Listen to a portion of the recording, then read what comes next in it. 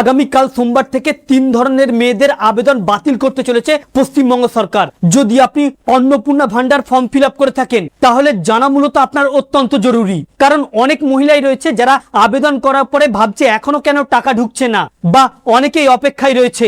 যদি আপনি অন্নপূর্ণা ভান্ডারের ফর্ম ফিল আপ করে থাকেন আর আপনিও যদি এই অপেক্ষায় থাকেন যে আপনার অ্যাকাউন্টে কেন ঢুকছে না টাকা, কোন কারণের জন্য এখনো পর্যন্ত ঢুকছে না টাকা, বা আগামী 1 জুলাই থেকে আপনার অ্যাকাউন্টে ঢুকবে কিনা টাকা, বা ওই 3 ধরনের মধ্যে আপনি রয়েছেন কিনা, তাহলে জানা মূলত আপনার অত্যন্ত জরুরি। অতি স্বল্পক্ষণের ভিডিও, মোটো স্কিপ না করে শেষ পর্যন্ত দেখবেন যদি আপনি অন্নপূর্ণা ভান্ডারের 3000 টাকা পেতে ইচ্ছুক হয়ে থাকেন। কারণ আগামী কাল থেকেই বাড়ি বাড়ি শুরু হচ্ছে যাচাইকরণ। এই যাচাইকরণে ঠিক কোন কোন কাগজগুলি আপনাকে দেখাতে হবে, যেগুলো দেখাতে না পারলে আপনি অটোমেটিকই রিজেক্ট হয়ে যাবেন, এটা নিয়েই থাকবে বিস্তারিত আলোচনা।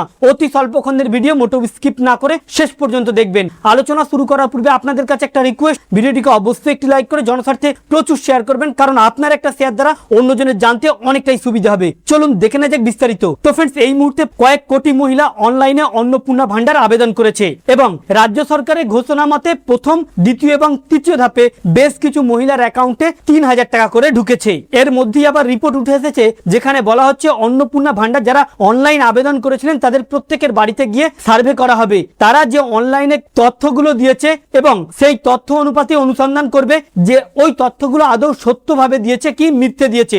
আর এর মধ্যেই রাজ্যের মোট 3 ধরনের মহিলা যতই অপেক্ষা করুক, যতই আবেদন করুক, তাদের কিন্তু অ্যাকাউন্টে ঢুকবে না টাকা বা তাদেরকে দেবে না টাকা। আগামী কাল থেকে কোনো ইনফরমেশনে বলছে যে বাড়ি বাড়ি গিয়ে সার্ভে করা হবে। আবার কেউ কেউ বলছে যে অন্নপূর্ণা ভান্ডারের যে ফর্ম, অন্নপূর্ণা ভান্ডার ফর্ম ফিল আপের সময় যে মোবাইল নাম্বার দিয়েছিলেন সেই মোবাইল নাম্বারে গিয়ে ভেরিফিকেশন হবে। প্রথমত, যদি আপনার বাড়িতে অন্নপূর্ণা ভান্ডারের জন্য ভেরিফিকেশনে আসে তাহলে আপনি প্রথম দেখবেন, প্রথম যাচাই করে নেবেন যে বাড়িতে আপনার আসছে সে অরিজিনালি সরকারি আধিকারিক কিনা, না এই সুযোগকে কাজে লাগিয়ে কেউ প্রতারণা করতে আপনার বাড়িতে আসছে। তারপরে আপনি যে অনলাইন আবেদন করেছিলেন, আপনার পরিবারের যতজন সদস্য রয়েছে সকলের আধার কার্ড এবং আপনার বাড়ি যাচাই করা হবে, 3 এর অধিক বাড়ি রয়েছে কিনা, পরিবারের সকলের রেশন কার্ড দেখা হবে, আপনার পরিবারে কেউ সরকারি কর্মচারী বা আপনি নিজে সরকারি কর্মচারী কিনা বা বেতনভুক্ত কোনো কর্মচারী কিনা এটা দেখা হবে। এরপরে যেটা দেখা হবে সেখানে বলা হচ্ছে মূলত রাজ্য সরকারের যে ঘোষণা, যেটা আপনারা অনেকেই জেনে গিয়েছেন,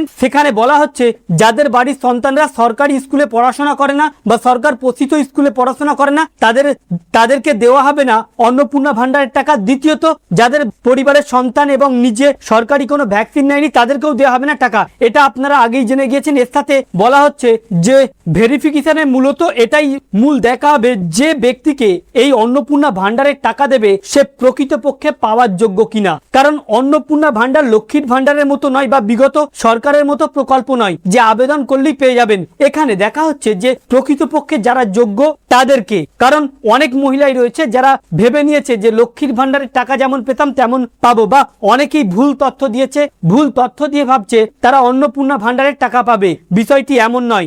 যাচাই যে করা হবে সে যাচাই খুঁটিনাটি সব রকম তথ্য দেখা হবে। সব রকম তথ্য দেখলে যদি সব সত্যি বা তথ্য যদি সঠিক দিয়ে থাকেন তাহলেই কিন্তু আপনার 1 জুলাই থেকে আপনার অ্যাকাউন্টে ডিবিডি লিঙ্কের মাধ্যমে, যদি আপনার অ্যাকাউন্টে ডিবিডি লিঙ্ক থাকে তবেই কিন্তু অন্নপূর্ণা ভান্ডারের টাকা পাবেন, নতুবা কিন্তু পাবেন না। এছাড়াও দেখা হবে আপনার পরিবারে মোট কতজন সদস্য রয়েছে, পারিবারিক মূল আয় কত, আপনার বাড়ি কেমন, আপনার নামে গাড়ি আছে কিনা বা আপনার জিএসটি ফাইল আছে কিনা, বা আপনার পরিবারের কোনো সদস্যর জিএসটি বা আইটি ফাইল রয়েছে কিনা, বা সবাই ভোটার কিনা, বা তাদের মধ্যে কতজন ট্রাইব্যুনালে আবেদন করেছেন এবং কতজন পড়াশোনা করছে, এই টোটাল বিষয়টা কিন্তু দেখা হবে। বা আপনার কোন রেশন কার্ড রয়েছে সবকিছু দেখেই কিন্তু তবে দেওয়া হবে টাকা। তবে এখনো পর্যন্ত যে রিপোর্ট, আগামী কাল থেকেই রাজ্য জুড়ে শুরু হতে পারে ভেরিফিকেশন। তো ভেরিফিকেশনের জন্য আপনারা সবাই সঠিকভাবে কাগজপত্র রেডি রাখবেন এবং ভেরিফিকেশন এলে যে আসছে সে সরকারি আধিকারিক কিনা এটা অবশ্যই আগে যাচাই করে নেবেন। তো ফ্রেন্ডস, এই ছিল মূলত